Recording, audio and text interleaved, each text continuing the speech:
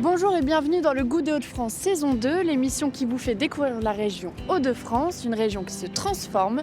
Et aujourd'hui, je suis à Berck-sur-Mer, une ville célèbre notamment pour ses rencontres internationales de cerfs-volants.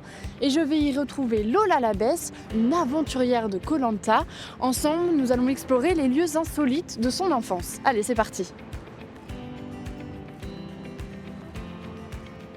Coucou! Avec quoi t'es venue me chercher? Avec une Rosalie, je sais pas si tu connais. Non, c'est incroyable ça! Ouais, c'est trop bien en fait, c'est trop cool pour les familles, pour visiter la ville et tout, mais viens, je t'amène. Et je vois que t'es pas toute seule? Ouais, je te Bonjour. présente ma mère. Une vraie ch'ti. Allez, c'est parti! On pédale? Ça, c'est une promenade qu'on fait souvent à Berck-sur-Mer? Ouais, l'esplanade, donc tu commences de la friterie de chez mes parents.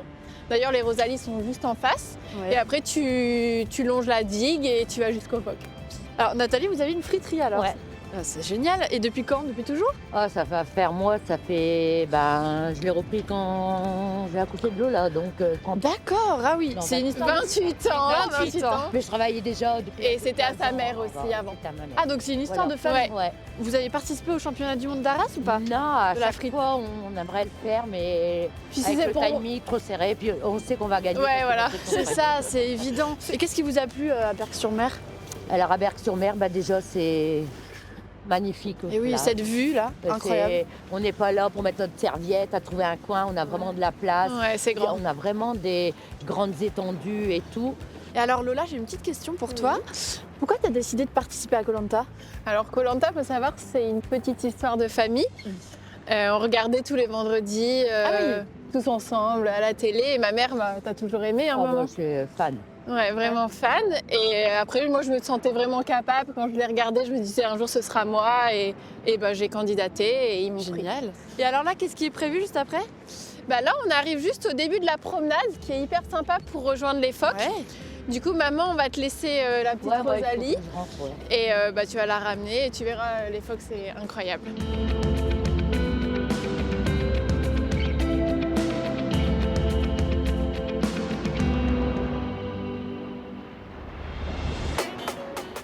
Et donc Lola, pourquoi tu as décidé de m'amener ici? Parce que c'est magnifique, comme tu peux le voir. C'est vrai. Et aussi parce que c'est l'incontournable de Berck avec les phoques. Ouais. D'ailleurs, pas beaucoup de personnes sont au courant qu'il y a des phoques. Et toute l'année? Ouais, toute l'année, Ah, ils c'est sont là incroyable. toute l'année, à marée basse, bien sûr. Oui. Alors, j'en vois des plus petits, des plus gros. Est-ce qu'il y a plusieurs sortes de phoques? Ouais, t'as les veaux marins et les phoques gris. Et les plus petits, c'est les veaux marins. Et mon père m'a toujours dit qu'en fait, ça ressemblait un peu à un museau de chien. Ah oui, Donc d'accord. tu peux les On reconnaître peut les comme ça. reconnaître Ouais. facilement, oui, d'accord. Et alors, cette plage, tu la connais bien parce que tu as fait ta vidéo pour Koh Lanta, c'est ça? Alors oui, je l'ai fait sur cette plage, mais de l'autre côté. Et en fait, j'ai fait ma présentation sur des poteaux.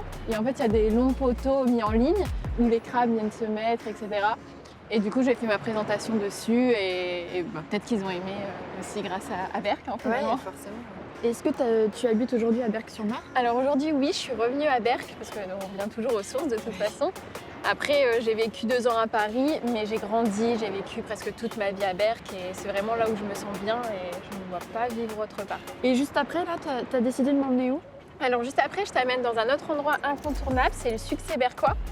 Et du coup, ça m'a vraiment marqué dans mon enfance parce que je me mettais devant la vitrine et t'as un artisan qui fait ses confiseries lui-même. Ah oui. Donc c'est vraiment top. Donc c'est un bon souvenir pour Ouais, toi. vraiment un bon souvenir. Puis j'adore Ah les bonbons donc. Bah oui, forcément. Allez, c'est parti.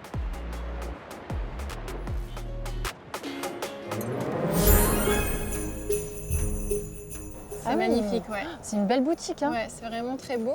Et en fait, quand j'étais petite, du coup, je me mettais toujours là et je regardais l'artisan tout faire lui-même. Et c'est ça qui est bien, c'est que c'est vraiment de l'artisanal pur et dur. Ouais. Il fait sa fabrication lui-même et c'est incroyable. Et c'est Bah, satisfaisant même, je dirais. Totalement. Ça, Justement, je vois qu'il commence, donc on va peut-être y aller. Ouais, on y va. Allez, c'est carrément. parti. Bonjour. Bonjour. Vous allez bien? Oui, ça va bien. Je vois que vous travaillez. Alors, ça fait combien de temps que vous faites ça? Ça fait 30 Ah moments que oui. je fabrique les berlingots et puis les sucettes. D'accord. C'est une histoire de famille? Oui, notre magasin a 102 ans cette année. Ah oui, quand même. Et alors, est-ce que vous pouvez nous montrer un peu quelques étapes? Oui, bien sûr. Donc là, je vais vous fabriquer des berlingots au melon. Je D'accord. vous invite à venir me rejoindre pour... On met le petit tablier? Oui, Ok, Allez, super. ça marche, à tout de suite. C'est une institution ici, hein. On voit déjà beaucoup de monde dehors. En fait, ils vous regardent tout le temps en train de faire les bonbons. alors on fabrique pas seulement des bonbons, on Ouais. fait aussi, et c'est un peu un spectacle là. Ouais. Les gens viennent de génération en génération pour assister Oui. à ce travail du sucre, Ouais, qui est d'accord. devenu très rare maintenant. Hein. Alors là, on va prendre un petit morceau. Vous allez voir, ce que vous allez pouvoir tirer dessus, vous allez voir. C'est la bonne température, ça réchauffe un peu. Ouais. Ouais. Là, on va le torsader. Hein. Ah oui, après ça se fige assez rapidement quand même. Alors, là, on va lui donner une couleur. Ça, j'adore. Donc, en fin de compte, ça change parce que je rajoute de l'oxygène dedans. Plus je mets d'oxygène dedans, plus il blanchit. Oui, d'accord. Et on fait combien de bonbons à peu près avec Alors là, il y a 2 kilos, donc là, on va pouvoir faire à peu près 1600 bonbons. Ah ouais. Ah oui. Alors là, on a cette couleur-là maintenant. Et on va pouvoir faire une fleur. Ça va Ouais. cristalliser très vite. Ça prend la forme très Voilà. très vite, ouais. Voilà. Bon, moi j'ai fait un manteau plus qu'une fleur, mais Donc voilà. On dirait un coq. ouais, voilà. Voilà. Donc Merci. on peut faire ce qu'on veut. Alors maintenant, venez de ce côté-là. Allez. Comme ça, vous allez pouvoir m'aider.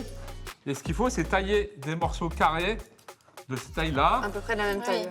Voilà, à peu près de la même taille. D'accord. Alors les beringots, ils sont carrés. Donc on appelle ça le beringot coussin. Parce qu'il a la Coussin. forme Bah, d'un c'est vrai que oreiller. ça ressemble à un coussin.